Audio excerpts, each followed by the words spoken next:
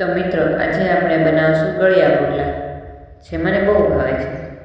તો એના માટે તમે જુઓ છો, આપણે પહેલાં ગોળ પાણી લઈ લીધું છે અને સારી રીતે ગોળને મિક્સ કરી દીધો છે। હવે તૈયાર કરેલા ગોળના પાણીમાં આપણે ધીમે ધીમે ઘઉંનો લોટને ઉમેરશું અને સારી રીતે બેટર તૈયાર કરી લઈશું। હવે તો સારી રીતે બેટર તૈયાર થઈ ગયું। આપણે તો ચૂલા ઉપર જ બનાવશું, તો તેના માટે લઈ લીધી છે આપણે લોટી અને ચૂલો તૈયાર કરી લીધો છે, સળગાવી લીધો છે।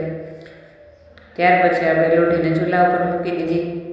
એવું છે ને કે દર વખતે તો મારા મમ્મી જ બનાવી આપે મને, પણ આજે મમ્મી નહોતા ઘરે એટલે મારે બનાવવા પડ્યા।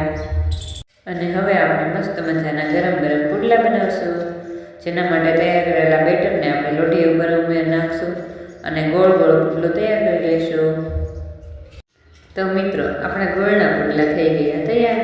જુઓ તમે, મારે તો ફેવરેટ છે આ ગોળના પુડલા। તો મિત્રો કમેન્ટ કરીને તમે જણાવજો કે તમને આ ભાવે કે તમને નથી ભાવતા।